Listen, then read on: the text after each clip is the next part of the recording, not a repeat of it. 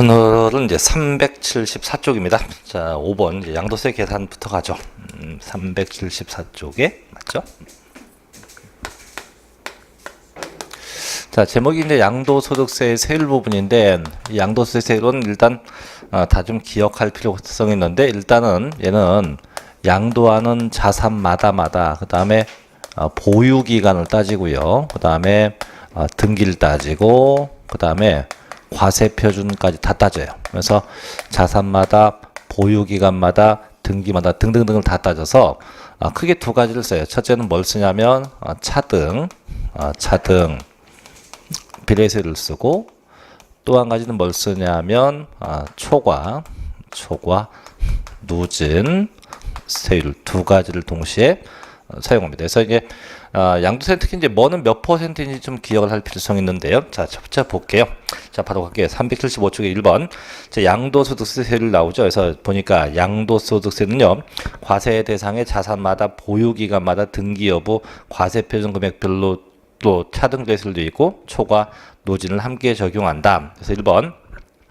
자, 토지와 건물, 부동산 권리인데요. 자, 박스 보니까 일단 미등기가 되면 무조건 70%가 되죠.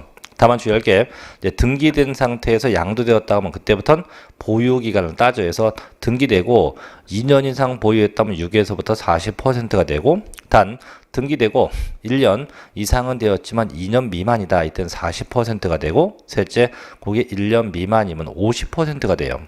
주의할 건 이 두 번째 주택인데 이 주택하고 1번 토지 건물하고 혼동하면 안 돼요. 그래서 주택도 미등기는 똑같아요. 70%가 같습니다. 근데 등기되었다고 한다면 이건 달라져요. 그래서 등기되고 1년 이상이면 6부터 40인데 1년 미만이면 40에서 위에 있는 토지 건물과 분명한 차이가 있다는 거 꼭 조심해야 됩니다.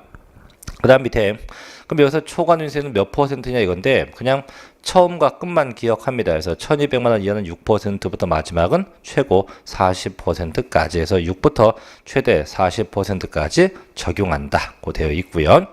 자, 넘겨볼게요. 이제 세 번째 비사업용 토지인데 얘는 무조건 16에서부터 50입니다. 그래서 비사업용은 보유기간에 관계없이 무조건 16에서부터 50%를 적용한다라고 되어 있고요. 자, 네 번째입니다. 기타 자산 얘도 무조건이에요. 보유기간에 관계없이 무조건 6에서부터 40이에요. 특히 이 기타 자산은 크게 두 가지예요. 회원권하고 영업권인데 둘 다 무조건 보유기간 관계없이 6에서부터 40%를 쓴다. 이렇게 보시면 되고 다음 다섯 번째 주식은 뭐 볼 거 없고요. 여섯 번째 파생상품도 마찬가지입니다. 그래서 1번부터 4번까지 특히 다시 한번 1번 부동산하고 2번 주택하고의 분명한 차이점은 꼭 기억을 하셔야 되고요. 자, 또 밑에 이제 핵심 체크 보니까 양도소득세도 방금 봤지만 기간이 있었어요. 그 기간. 그래서 그 기간이 뭐 1년도 있었고 2년도 쭉 있는데 이 기간 판단은 지난번에 배웠었던 장기보유공제 이 장기보유공제하고 같다고 보시면 돼요. 똑같은데 다만 차이점 있는 게 하나 있어요. 뭐가 있냐면 요거 조심해야 돼요. 상속받아서 양도한 경우예요. 상속받아서 양도했을 때 이때 요 기간 판단은 달라요. 요거는 이제 장기보유 공제하고 세율하고 좀 다른데 자, 장기보유 공제 같은 경우는 상속받아 양도하면 이때부터요. 상속 개시일로부터 양도일까지 이렇게 갑니다. 상속 개시일부터 양도일까지. 근데 세율에서 기간 언제부터냐? 세율은 그 기간이 피상속인이 취득한 날, 요 피상속인이 취득한 날부터 언제까지? 양도한 날까지 피상속인이 취득해서 양도 이렇게 그 기간이 성립되게 돼요. 그래서 좀 기간 차이가 있죠. 그래서 밑에 보니까 자, 양도소득세를 적용 시 그 기간은 언제부터 이제 취득일로부터 양도일까지입니다. 다만 다음 중 어느 하나에 속하면 각각 정한 날이다. 그래서 첫 번째 점 요것만 다르죠. 자, 상속받은 언제부터 피상속인이 취득한 때부터 이게 다시 한번 얘기하지만 장기보유는 언제부터 상속 개시일부터 양도일까지가 되지만 세율은 언제부터 피상속인이 취득한 날부터 그 양도일까지로 하게 됩니다. 다음은 두 번째 점은 똑같죠. 장기보유하고 해서 거주자가 양도일로부터 소급해서 5년 내에 그 배우자나 직계 존비속으로부터 증여받은 자산을 양도했다. 그럼 이제 당초 증여자가 취득한 때부터 계산합니다. 자, 이렇게 해서 이제 모든 계산 방법은 다 정리를 해봤고요. 자, 넘겨보죠. 이제 378쪽이 6번인데, 이 특례 규정은 이제 전에 한번 시험에 몇 번 나왔는데 최근에는 안 나오고 있는데요. 자, 특례도 마저 볼게요. 이 특례가 크게 두 가지인데 첫째 이제 1번에 보다시피 배우자나 직계준비소로부터 증여받은 재산의 양도, 즉 일명 2월 과세, 2월 과세, 2월 과세라는 게 하나 있고, 그 다음에 넘겨보면 이제 부당행위가 있는데, 일단 2월 과세부터 볼게요. 일단 2월 과세의 조건이 성립되려면 항상 등장하는 인물이 배우자하고 혹은 또는 직계 존비속입니다. 이렇게 배우자나 직계 존비속이 등장했을 때 제가 2월 과세를 한다는데, 그럼 얘가 어떤 거냐, 이런 거예요. 결론부터 얘기하면 이런 거예요. 양도 가격하고 가령 빼기 취득 가격하고 빼기 비용을 넣어서 그죠? 양도 차익을 구하고 또 빼기 장기 보유 공제를 해서 쭉 계산할 건데, 그럼 지금부터 볼 건 이거예요. 대체 양도 금액은 그럼 얼마로 할 거고, 취득 금액은 얼마로 할 거고, 비용은 얼마고, 장기 보유 기간은 몇 년이냐, 이런 걸 쭉 따지는 거예요. 그럼 볼게요 한번. 이런 경우죠. 이제 가령 저희 저희 배우자가 2만 원 땅을 과거에 2000년도에 취득했어요. 얼마에 취득한 금액이 5억이어서 5억에 취득했고, 이 땅을 이 배우자 남편에게 이 땅을 2015년도에 증여했어요. 증여. 자, 증여 당시는 토지 금액이 많이 올라서 토지 금액이 무려 10억 원이었어요. 10억. 그럼 증여받은 것도 취득이니까 남편은 내겠죠. 뭘 냅니까? 증여세도 내고, 그 다음에 뭐도 내고, 또 취득세도 내고 다 내요. 그래서 증여세하고 취득세를 다 냅니다. 이렇게 됐어요. 자, 그럼 이제 소유권은 남편에게 넘어갔죠. 자, 이제 이 남편이 이 땅을 양도합니다. 먼저 2017년도에 제3자에게 이 땅을 양도했어요. 얼마에 양도했냐? 양도 금액은 15억이에요. 15억. 제일 있을 때 양도 차익 구하라 이거죠. 그렇죠. 구하면 돼요. 그럼 어떻게 하냐? 양도한 금액은 일단 나왔죠. 얼마? 15억이니까 양도 금액은 15억이에요. 15억. 자, 빼기 이제 취득 금액인데, 원래는 취득 금액은 10억이 맞아요. 왜?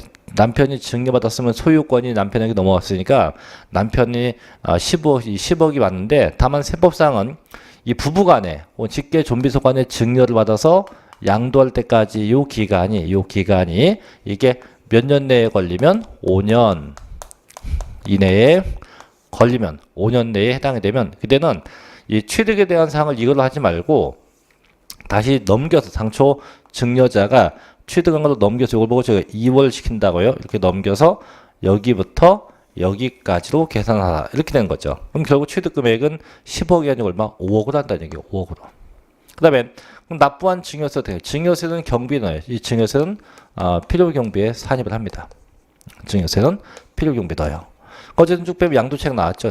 나옵니다. 이렇게 한다 이거죠. 그래서 취득에 대한 건 얼마? 내가 증여받은 게 아니고 당초 증여자가 취득한 금액에 의한다, 이런 얘기고.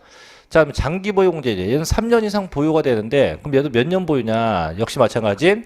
취득에 대한 걸 다 넘겼기 때문에 장기 보유도 이제 2000년도부터 2017년도까지 이 전체적인 기간을 갖고 정해야 돼요. 그래서 몇 년? 약 17년을 보유한 걸로 봐서 장기 보유 공제를 적용한다, 이런 얘기죠. 그래서 결국은 그럼 배우자나 직계존비속한테 증여받아서 양도하게 되면 무조건 5년 내가 되면 취득에 대한 걸 다 넘겨서 세액을 산정한다, 이렇게 되는 거고. 그럼 세금은 누가 냅니까? 남편이 양도했으니까 남편이 내요. 제가 누군데? 수중자가 세금을 낸다. 다만 수중자와 증여자 간에는 연대 납세 의무 규정은 없습니다. 이렇게 정리하면 되죠. 자, 볼게요. 자, 1번 갑니다. 대상인데, 거주자가 양도로부터 소급해서 5년 냅니다. 그 배우자, 단 양도 당시 혼인관계 소멸, 즉 이혼한 경우인데, 이혼한 경우는 포함이 돼요. 즉 이혼하면 2월 과세를 하고, 다만 사망으로 인해서 그 관계가 소멸되면, 즉 배우자가 죽었다면 그때 2월 과세 적용하지 않습니다. 자, 또는 직계 존비속으로부터 증여받은 토지, 건물, 특정 설문 이용권, 기타 회원권을 양도한 경우 2월 과세한다. 자, 둘째, 그럼 누가 세금 내요? 자, 세액 계산은 증여자 취득일 기준으로 계산하지만 납세 의무는 증여받은 배우자 및 직계 존비속이 양도한 것이므로 누가? 그 수중자가, 즉 증여받은 자가 납세 의무자가 돼. 즉 지금의 경우는 남편이 납세 의무자가 되겠죠. 다만 자 수중자와 증여자 사이에는 증여세에 대해서는 연대 납세 의무가 있지만 양도세에 대해서는 연대 납세 의무 규정이 존재하지 않게 됩니다.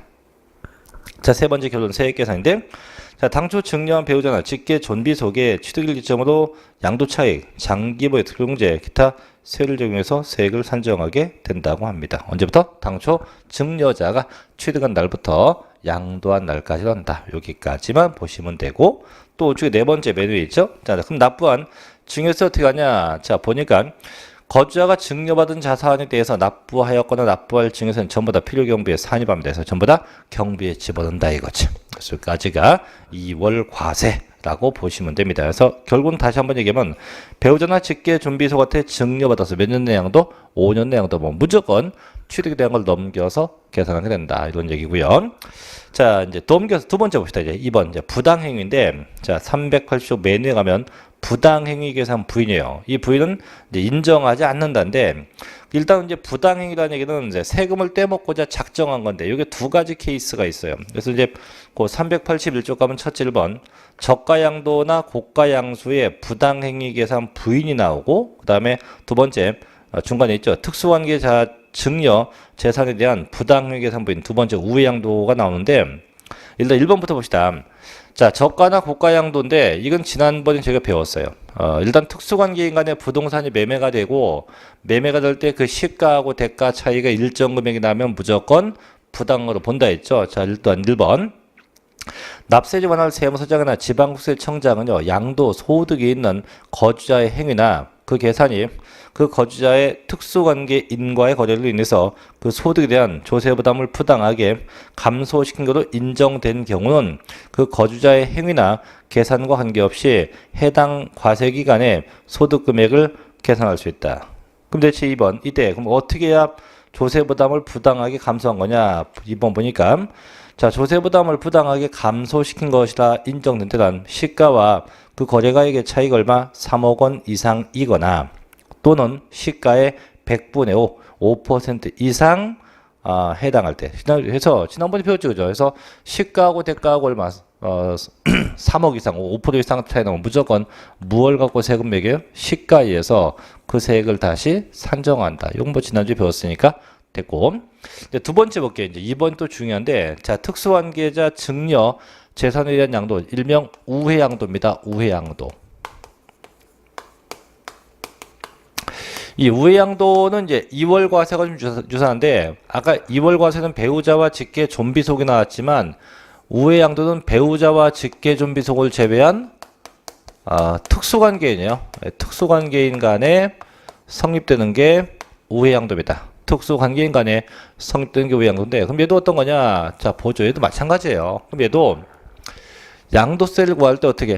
양도가액에서 빼긴 취득가액을 하고 또 빼기 비용을 넣어서 양도 차익을 구하고 빼기 장기보용제 쭉 할 거예요. 그럼 얘도 방법은 아까 2월 과세가 거의 흡사합니다. 거의 같은데 대체 어떻게 할 거냐 이거지. 자 볼게요. 일단 얘도 자 일단 저희 형 할게요. 형. 자 형이 과거 2000년도에 땅을 샀어요. 얼마에 샀냐? 이 땅을 자 무려 5억에 이 땅을 취득했대요. 사고 나서 이 땅을 이번에 동생에게 자 2015년도에 증여했어요. 증여. 자 증여 금액은 무려 10억 원입니다. 그럼 똑같아요. 자 동생이 증여 받았기 때문에 동생은 이 10억에 대해서 내겠죠. 뭘 낼까? 당연히 뭐 증여세 같은 거 낼 거예요. 낼 거고 그럼 소유권은 분명히 동생한테 있는 겁니다. 자, 그다음에 이 동생이 이 땅을 양도해요. 언제 제3자에게 2017년도에 양도합니다. 얼마 양도했냐? 양도 금액은 15억이에요. 자, 이랬을 때 얘도 양도세 구해봐라 이거예요. 자, 구하면 돼요. 어떻게? 지금의 경우는 그냥 갑니다. 양도 금액 얼마? 15억. 빼기 취득 금액이 10억이에요. 10억. 이렇게 해서 구하는 거예요. 양도세를. 구했어요. 양도세를 구합니다. 양도세를 구했어. 여기까지 양도세예요. 구해요. 그래서 두 개의 합계를 내요. 두 개 합계. 동생이 부담한 증여세와 양도세 합계를 냅니다.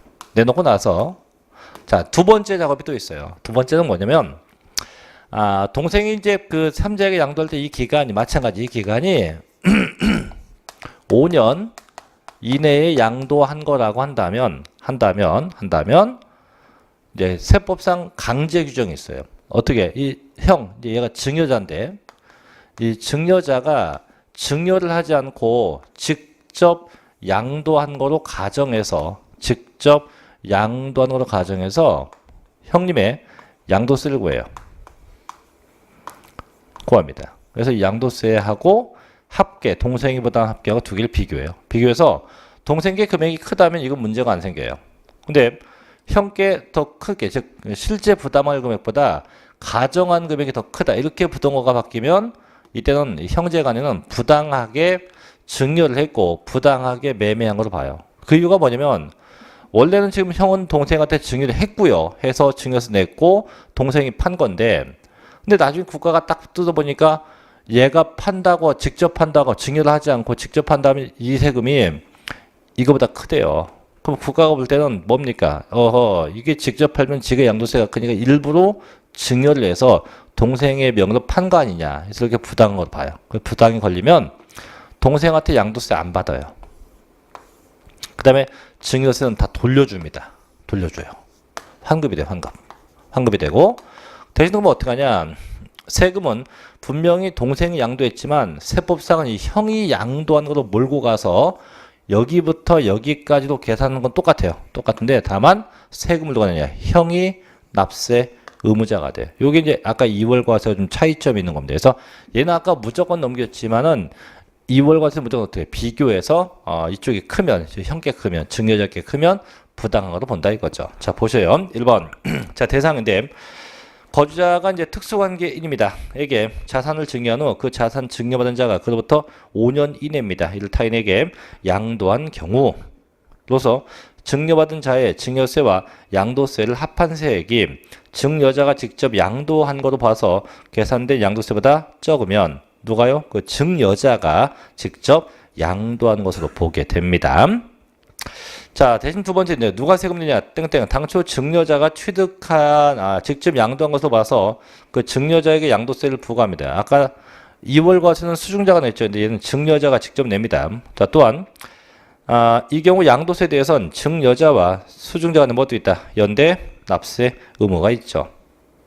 자, 3번인데 이 3번이 2월 과세와 똑같은 규정이에요. 그래서 양도세 계산은 항상 언제 당초 증여자의 취득일 기점으로 양도차익, 장기보유 특별공제 세율까지를 정합니다. 네 번째, 자 납부한 증여세는 어떻게 환급돼요? 아까 2월 과세는 전부 다 증여세가 필요경비에 산입이 됐었어요. 근데 얘는 끝에 보니까 어떻게 이미 부과된 증여세는 뭐한다? 환급을 한다. 그래서 결론 넘겨보시면 그 차이점이 있는 게 있어요. 그게 자 교재 383쪽에 가면 중간에 밑에 보면 증여재산에 대한 2월 과세와 부당행위계산 부인이 비교해서 그 차이점이 좀 나와 있으니까 이거 한 번씩 다시 한번 보시는 것도 좋겠네요. 뭐 참고도 보십시오. 뭐 이번 시험에 또 난리는 거의 희박하니까. 자, 이렇게 2월 과세까지 정리해 봤고요. 이제 넘겨 볼게요. 자, 384쪽 6절로 갑니다. 비과세로 가죠.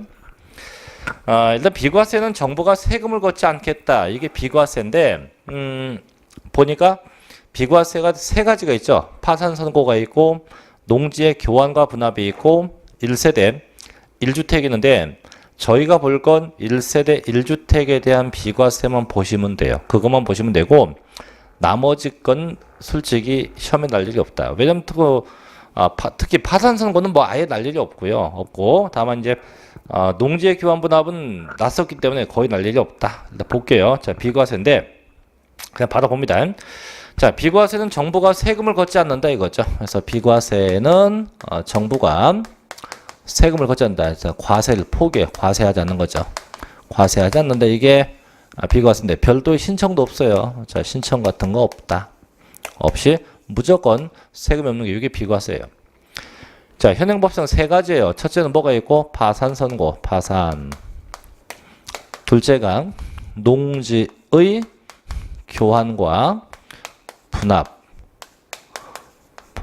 셋째 1세대 1주택인데 제일 중요한 건 이 주택이에요. 주택이고 두 개는 의미 없죠. 첫째, 자 1번 나오죠. 제목 파산 선고인데 파산 선고는 말 그대로 파산이에요. 법원에서 파산자 선고 명령 받으면 무조건 양도세 없다 이거고. 자, 두 번째 갑시다 그냥. 자, 농지의 교환과 분합으로 가죠. 자, 보죠. 자, 농지의 교환과 분합이에요. 자, 교환은 맞바꾸는 것이고 분합은 나누거나 합친 거죠. 뭐가? 농지가. 그럼 여기서 보통 농지, 양도세에서 보통 농지는 전답이에요. 원래 전답인데 과수원까지도 집어넣습니다. 그래서 전답, 과수원을 보고 제가 농지라고 불러요. 농지. 그래서 원래는 전답인데 과수원까지 다 포함시킵니다. 그럼 이 농지가 이제 교환되거나 분합이 되면 비과세인데 그럼 무조건 비과세냐? 그건 아니고요. 조건이 있어요. 조건. 법률적인 요건이 수반돼야 돼요. 첫째는 농지를 왜 교환 분합하냐? 사유적 요건이 있고 두 번째는 금액적인 요건 두 가지 조건이 수반돼야 돼요. 자, 첫째, 농지가 왜 교환되고 분합되냐? 네 가지가 있는데요. 넷 중에 한 가지 요건만 충족되면 됩니다. 첫째는 국가 등이 시행하는 사업 때문에 국가 등이 시행하는 사업 때문에 국가 등의 시행 사업 때문에 교환하거나 분합한 경우. 둘째, 국가 등의 소유 토지와 교환하거나 분합한 경우입니다. 셋째는 조심해야 돼요. 경작상 교환입니다. 셋째, 경작상 교환하는 경우인데 다만 이 경우는 반드시요 3년 이상 거주 경작해야 돼요. 반드시 몇 년? 3년 넘게 거주 경작. 얘만 그래요. 얘만 넣고. 네 번째, 반드시 법령에 의해서 농지법이나 기타 농지관리기금법 등에서 교환되거나 분합되어야 돼요. 그래서 넷 중에 한 가지 사유로 교환되거나 분합이 돼야만 이때 비과세가 성립이 됩니다. 그 상태에서 이제 금액 요건도 갖춰야죠. 어떻게? 금액은 이렇게 갑니다. 쌍방 토지가에게 그 차액이 둘 중 큰 금액의 4분의 1 이하 이렇게. 그래서 쌍방 토지가액의 차이가 둘 중에 큰 금액의 4분의 1 이런 요건까지 다 충족돼야 된대요. 그럼 이게 어떤 얘기냐? 자, 볼게요. 한번 이런 겁니다. 자, 갑씨가 소유한 농지가 있고요. 을씨가 소유한 농지가 있어요. 맞바꾸제요. 왜 바꾸냐 했더니 요것 때문에 경작상 이유로 바꾼대요. 자, 그래서 다 됐어요. 자, 이제 그럼 금액 따져봐야 돼요. 이때 갑의 농지가 80원이고 을게 100원. 뭐 금액은 양쪽이 바뀌어도 관계없습니다. 그럼 이때 쌍방 토지가에게 자 차액이 얼마 나옵니까? 20원. 둘 중에 큰 게 100원이네. 그럼 100 곱하기 얼마? 4분의 1. 여러분, 25원.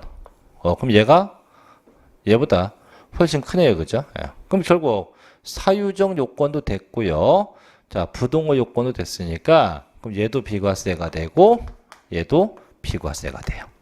다만 사유 요건 되는데 부동어가 이렇게 엎어지면 둘 다 과세. 반드시 사유와 금액 요건이 동시에 다 충족돼야 합니다. 그래서 그 384쪽에 가면 1번 파산 선고 뭐 이건 보면 되고 2번 갚을게요. 우측에. 자, 농지의 교환과 분합인데요. 첫째, 비과세 대상입니다. 다음 중 어느 하나에 해당하는 농지를 교환하거나 분합한 경우에는 양도, 소득세를 과세하지 않습니다. 다만 교환하거나 분합하는 쌍방 토지가액의 차이가 둘 중에 큰 편의 4분의 1 이하이어야 합니다. 그래서 그 상태에서 1번 국가 혹은 지방자치단체가 시행하는 사업으로 인해서 교환하거나 분합한 농지. 둘째, 국가 또는 지방자치단체가 소유하는 토지와 교환하거나 분합한 농지. 셋째, 경작상 필요에 의해서 교환한 농지입니다. 다만 이 경작상 교환하면 조건이 붙죠. 반드시 3년 이상 농지 소재지에서 뭔다 거주 경작을 한 경우에 한정됩니다. 자, 네 번째, 농어촌 정비법이나 농지법, 한국농어촌공사 및 농지관리 기금법에 의해서 교환되거나 분합한 농지에 한정됩니다. 그래서 밑에 보니까 비과세된 농지의 범위가 있죠. 논밭이나 뭐까지? 과수원까지 포함되고 지적 공부상 지목에 관계없이 항상 어떤 지목, 실제 지목, 사실상 지목에 의해서 판단해서 공부상 지목이 아닌 실제 농사 짓는데 사용만 되면 됩니다. 다음 밑에 2번 자 비과세 배제가 있네요. 분명히 농지가 교환되거나 분합이 되면 원래 비과세인데 지금은 비과세 배제, 비과세를 하지 않는 경우도 있대요. 자 1번 보니까 양도를 현재 특별시, 광역시, 시지역에 있는 혹은 특별 다 지도도 있네, 다 있네요. 시지역에 있는 농지 중 국토의 계획 및 이용에 관한 법률상 자 주거지역, 상업지역, 공업지역 안에 편입된 날부터 3년이 지난 농지. 이게 뭔 얘기냐면 아까 자 갑과일간에 교환하기로 했어요. 토지를 우리 교환하자 다 해서 이제 약속을 했어요. 언제? 올해 12월 30일부로 교환하자. 농사 다 짓고 나서. 그러더니 갑자기 오늘 TV 뉴스가 났어요. 7월 1일부로 갑이 있는 이 지역이 상업지역으로 편입되고 지정고시 됐어요. 상업지역으로. 그러면 이 갑과 을은 금년도 12월 31일 날 교환하려고 다 마음먹었는데 갑자기 난데없이 다음 주부터 상업지역으로 지정고시 되면 이 땅은 더 이상 농지가 아니고 뭐가 돼요? 상업용지가 돼요. 그래서 이제 교환을 못한다? 그건 너무 분하니까 그럼 그렇게 상업지역이 되건 주거지역이 되건 그렇게 편입이 되어서도 몇 년 동안은 봐준다. 3년 동안 교환 분합하게 인정해 준다는 얘기예요. 다만 3년 넘어가면 안 된다. 그래서 그게 3년이 지났다 했으니까 3년 내에 교환하거나 분합하면 비과세 해준다고 하는 거죠. 2번도 마찬가지예요. 자, 해당 농지에 대해서 환지 처분 이전에 농지 외 토지도 환지 예정지 지정이 된 날부터 역시 몇 년? 3년이 지났다. 그럼 마찬가지. 저희가 환지가 되면 지목이 바뀌거든요. 바뀐다고 해도 3년 동안은 봐준다는 얘기예요. 단 3년이 지나가면 그땐 봐줄 수 없다. 그래서 비과세 되지 않게 됩니다. 그래서 둘 다 3년이 지나면 절대 비과세 있다 없다? 없다. 이 정도예요. 그래서 요까지가 농지의 교환 분함이고 그럼 시험에 난 게 뭐냐? 이거요. 3년. 그다음 이거요. 쌍방 토지가액의 차이가 4분의 1이야. 이거. 이 두 개밖에 난 게 없어요. 또 둘밖에 낼 게 없어요. 그래서 교환 분함도 편하게 보시면 됩니다. 자, 이제 제일 중요한 거 합시다. 이제 1세대 1주택 갑니다. 1세대 1주택에 대한 비과세인데 요건 조심해야 돼요. 그 다음 페이지 가면 있죠. 387쪽에 가면 있는데 이런 거죠. 일단 1세대는 한 가족이고요. 한 가족이고 그 가족이 1주택을 처분하면 비과세인데 이런 거죠. 자, 갑신의 가족이 주택을 하나 사요. 사서 이 집을 갖고 있다가 이 집을 팔아요. 이 집을 양도하면 뭐 한다? 자, 비과세인데 비과세 세금 없대요. 다만 조건이 붙죠. 반드시 뭐 해야 되고 이렇게 1세대야 돼. 1세대야 되고 이렇게 1세대야 되고 반드시 1주택이야 돼. 1주택. 이때 1주택은 꼭 조심할 게 국내에 있는 주택 수만 갖고 따져요. 국내 주택이고 또 하나 양도 시점에서의 주택이요. 양도 시점에서 1주택에서 국내에 있는 주택만 따지고 양도 시점에서의 1주택일 때만 해당이 돼요. 또 이 주택은 항상 사실상 주거용이 돼. 주거용. 실제 주거 목적인 주거용 주택일 때만 이에 해당돼서 1주택이고 국내에 있고 양도 시점에 주택이 한다. 그 다음에 반드시 이 주택은 등기돼야 돼. 미등기되면 안 돼. 등기돼야만 공제 가능합니다. 비과세 가능합니다. 또 이 주택을 사서 팔 때까지 최소한 2년 이상은 보유해야 돼요. 2년 이상 뭐 한다? 보유. 2년 넘게 보유해야만 비과세. 2년 이상 보유해야만 비과세가 성립돼요. 보유에 비과세한다. 다음 주의할 게 주택이 비과세 및 땅도 비과세예요. 이 땅을 뭐라 하냐? 이 땅을 보고 이렇게 볼래요. 부수토지라고 해요. 부수토지. 이 부수토지도 비과세돼요. 다만 무한정 비과세가 아니고 저 주택이 도시지역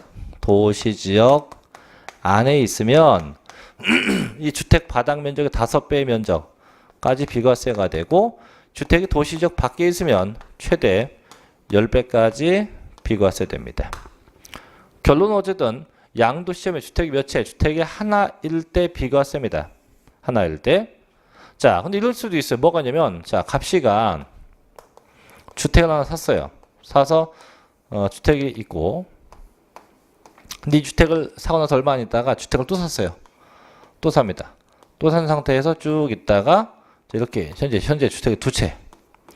이런 상태에서 두 채인 상태에서 얘를 팔게 되면 이때 무조건 세금 내야 돼요. 왜? 양도할 때 분명히 아까 양도할 때 몇 채 딱 하나일 때 비거든요. 지금 양도할 때 하나, 둘, 두 개면 이건 무조건 세금 내야 돼. 과세가 돼, 과세. 되고 한참 뒤에 얘를 판다면 그럼 이거 팔 땐 더 이상 주택이 없기 때문에 얘는 뭐예요? 당연히 비과세 가능하겠죠. 그래서 항상 이렇게 양도할 때 주택이 딱 몇 채? 하나일 때 비과세가 돼요. 그래서 양도할 때 두 개 이상 다 과세입니다. 하지만 그럼 만약에 그럼 두 개를 같이 팔았다. 두 개를 동시에 팔면 어떻게? 하나는 과세, 하나 비과세 돼요. 이건 어떻게 선택한다? 양도자인 내가 납세자가 선택해서 비과세 받을 수 있습니다. 그래서 어쨌든 양도할 때 주택이 몇 채? 딱 하나여야 돼요. 자, 볼게요. 자, 387쪽에 3번입니다. 1세대 1주택인데 보셔요. 양도 소득세 비과세 대상은 1세대 1주택이란 거주자 및 그 배우자가 그들과 동일한 주소나 거소에서 생계를 같이 하는 가족 집단을 의미하죠. 그래서 1세대가 양도일 현재 국내에 1주택을 보유하고 있는 경우로서 해당 주택의 보유 기간이 2년 이상 돼야 된다. 이거죠. 되면 그때 뭡니까? 비과세 해주겠다. 1번 봐요. 1세대 요건입니다. 원칙 땡땡. 거주자 및 그 배우자가 그들과 동일한 주소나 거소에서 생계를 같이 하고 있는 가족입니다. 그래서 일단 한 가족. 두 번째 밑에 보니까 대신 부부가 각각 단독 세대를 구성해도 똑같은 세대가 돼요. 그래서 부부는 항상 이혼하기 전까지 한 세대가 됩니다. 두 번째 예외가죠. 자, 다음의 경우는 배우자가 없어도 1세대가 된대요. 그래서 원칙은 배우자가 있는 게 원칙인데 부득이하게 배우자가 없다고 해도 1세대로 인정한다는데 첫째, 해당 거주자 나이가 30세가 넘었대요. 내 나이가 30이 넘었다. 둘째, 배우자가 사망했거나 이혼했대요. 셋째, 좀 긴데요.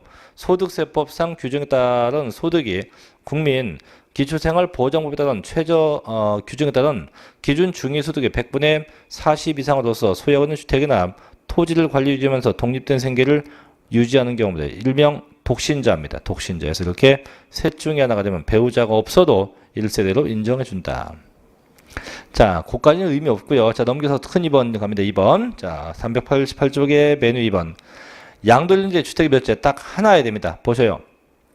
원칙 보니까 1세대가 양도일 현재 국내에 1주택만을 보유해야 한다. 다만 두 개 이상 주택을 같은 날 동시에 양도하면 당해 거주자가 뭡니까? 선택하는 순서에 의해서 양도된 거로 본대요. 그래서 항상 양도 시점에 주택이 몇 채? 딱 하나일 때만 비과세가 성립이 돼요. 또 밑에 핵심 체크 봅니다. 자, 밑에 1주택 판정인데 박스 안에 첫째, 주택은요 공부상 용도에 관계없이 항상 사실상 용도, 사실상 주거용에 사용되는 건물을 말합니다. 그래서 사실상 주거용에 이용돼야 저희가 주택으로 봐서 과세를 합니다. 그 다음에 밑에 3번 소유하고 있던 공부상 주택인 1세대 1주택을 거주용이 아닌 영업용 건물로 사용하다가 양도했다면 주택을 담아요. 항상 양도 시점에 실제 주거용일 때 주택이지 이렇게 양도 시점에 주택이 아닌 용도면 전부 다 과세가 돼요. 반드시 양도 시점에 주거용으로 써야 됩니다. 자, 밑에 6번 가볼게요.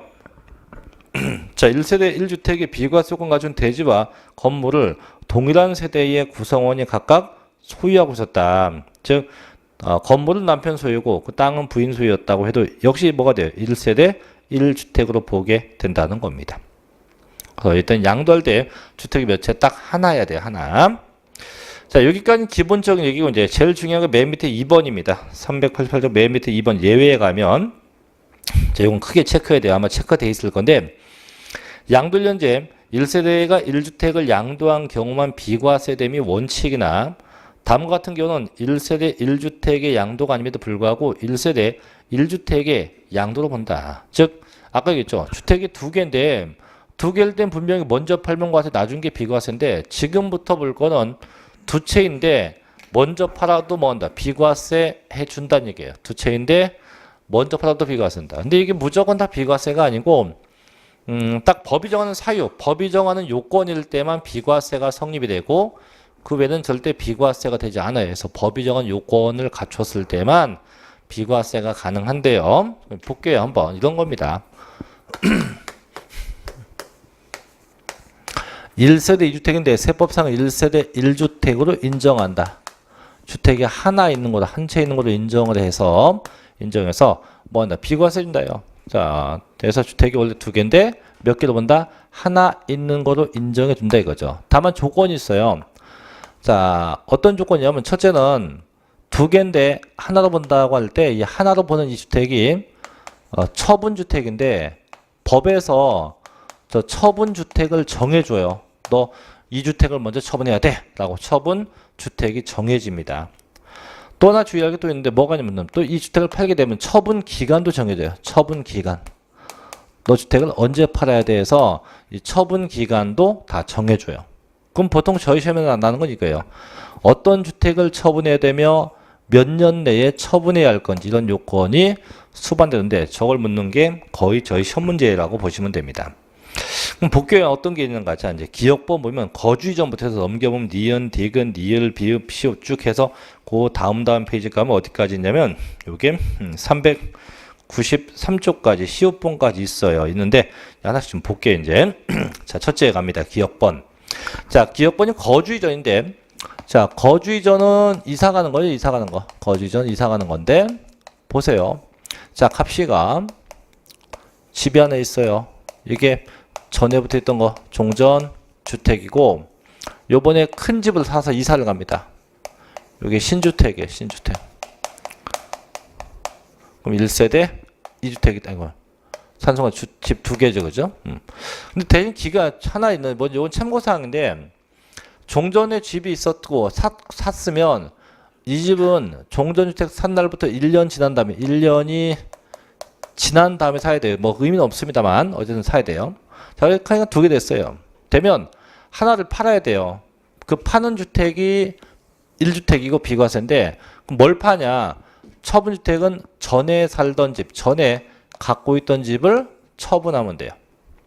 언제 파냐? 처분 기간이 있죠? 자, 처분 기간은 신주택 산 날부터, 이 새 집 산 날부터, 이 집 취득일로부터 몇 년 내? 3년 내요. 뭘 파세요? 종전주택. 종전주택을 처분하면 세법상 1세대 1주택으로 본다 이거죠. 봐서 뭐 비과세한다. 그럼 결국은 아하 이사 가려고 집을 샀으면 무조건 뭘 판다? 종전주택 언제까지? 새 집 산 날부터 3년 내에 처분해야 한다. 요게 중요한 거죠. 다만 참고로 이제 이사를 가는데 왜 갔냐? 이사 간 목적이 얘는 그냥인데 요번엔 이유가 있어요. 어떤 이유? 공공기관 이전. 공공기관의 이전 때문에 이사를 가게 되었다.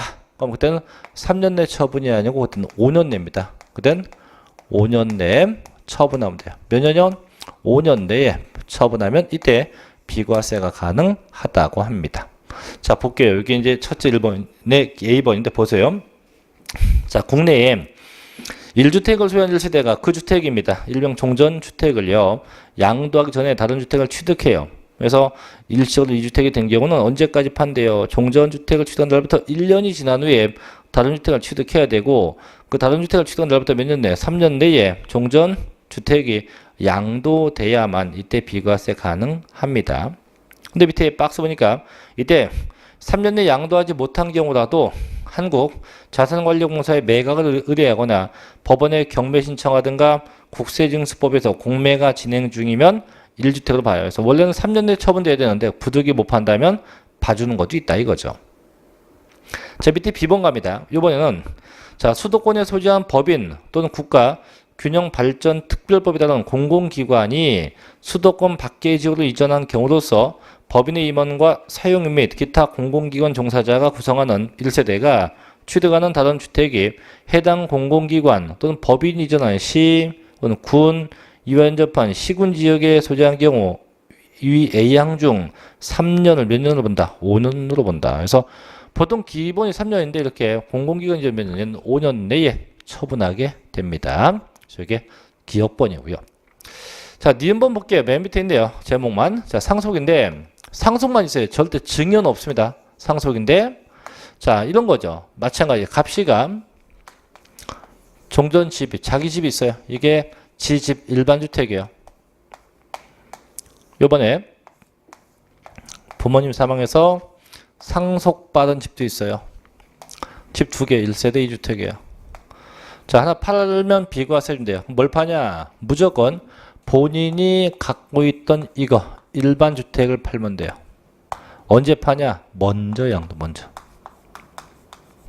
먼저 양도하면 돼요. 그럼 세법상 1세대 1주택으로 봐서 비과세 해주게 돼요. 그래서 항상 그럼 일반이 있고 상속에서 무조건 뭘 먼저 판다? 일반 주택을 먼저 팔아야 돼요. 절대 상속받은 거 먼저 팔면 과세입니다. 반드시 뭘 먼저 판다? 일반 주택이 먼저 처분돼야만 됩니다. 자, 본문 보죠. 390페이지 가봅니다. 390페이지 맨 위에 자, 1번 갑니다. 상속받은 주택입니다. 주택 괄호 조합원 입주권을 상속받아 사업 시행 완료 후 취득한 신축주택 포함됩니다. 또 상속 피상속인이 상속 당시에 2 이상 주택을 소유한 경우는 다음의 순위에 의한 1주택을 말한다. 그럼 좀 이따 보고 이건 상속받은 주택과 그 밖의 주택 일반 주택이에요. 자, 국내에 각각 1개씩 소유하고 있는 1세대가 자, 뭘 양도해? 그때 보니까 일반 주택을 양도할 경우 국내에 1개 주택을 소유한 걸로 본다. 그래서 무조건 상속받은 뭘 먼저 팝니까? 일반 주택이 먼저 기간 없어요. 먼저 처분되면 1세대 1주택으로 봐서 비과세 해줄게 그런 얘기예요. 자, 근데 그 네모안에 보니까 핵심 체크 보니까 자, 상속 당시에 자, 2 이상 주택을 소유한 경우로 되어 있죠. 이거 뭐냐면 아까는 상속이 하나인데 요번에는 상속받은 게 2개. 2개가 돼도 무조건 일반 주택이 먼저 처분되면 돼요. 얘 먼저 처분되면 비과세 똑같아요. 하지만 아직도 상속받은 게 2개 남았죠. 그럼 나중에 언젠가 2개를 판다고 하면 둘 중에 하나는 과세, 하나는 비과세 될 거예요. 근데 지금 어떤 게 과세고 어떤 게 비과세냐 이건데 그거는 양도자가 선택하는 게 아니고 돌아가신 분 기준으로 판단해요. 그래서 1, 2, 3, 4 이게 순인데 1순위 둘 중에 피상속인이 소유했던 기간이 긴 주택이 비과세돼요. 돌아가신 분이 갖고 있던 기간이 긴 거. 둘째, 피상속인이 소유한 기간이 같았다. 그럼 뭐가? 거주한 기간이 긴 주택이 비과세입니다. 셋째, 소유 기간과 거주 기간이 다 똑같다. 그럼 어떤 거? 사망 당시에 피상속인이 상속 당시에 거주한 주택이에요. 네 번째, 이것도 저것도 아니다. 그럼 뭐가 높은 거? 기준 시가가 높은 주택이 비과세입니다. 그래서 일명 상속이 2개가 되면 법정 순서가 이거예요. 소, 거, 당, 기입니다. 그래서 소유기간이 긴 거, 거주기간 긴 거, 상속 당시에 있었던 집, 기준시가가 높은 집. 그래서 일명 소거, 당기요. 소거, 당기. 그래서 소유기간 긴 거, 거주기간 긴 거, 상속 당시에 있었던 집, 기준시가 높은 집에서 소거, 당기. 이렇게 해서 판단할 수 있죠. 자, 한번 더 볼게요. 니은번인데 다만 자, 상속인과 피상속인이 상속 개시 당시 1세대인 경우, 즉 부모님도 집이 있고 나도 집이 있는 상태에서 두 집이 합친 거예요. 1세대를 구성하는 자가 직계존속을 동거봉양하기 위해서 합쳤어요. 합친 상태, 동거봉양해서 합쳤어요. 합쳐서 2주택을 보유하게 된 경우로서 합치기 이전부터 보유하고 있던 주택만 상속받은 걸로 본다. 이게 뭐냐면 나도 집이 있고 부모님도 집이 있는 상태에서 두 집이 합친 거예요. 합친 상태에서 부모님이 사망하시게 되면 그 부모님 집도 상속받은 걸로 본다 이런 얘기예요. 근데 만약에 합치기 전에 나는 집이 있었고 부모님은 집이 없었대요. 그 상태에서 그 상태에 합쳤고 합치고 난 이후에 부모님이 집을 샀어요. 사고 나서 상속받으면 이때는 상속받은 걸로 안 본다는 얘기죠. 그래서 반드시 합치기 이전부터 부모님이 집이 있었을 때만 해당하게 된다고 합니다. 자, 그 다음 디귿번으로 갑시다. 우측에 디귿번인데 디귿번부터 좀 쉬었다 할게요. 디귿번부터 쉬었다고 이건 지우지 마시고요. 391쪽에 디귿번부터는 좀 쉬었다가 이어서 하겠습니다. 쉬었다 합시다.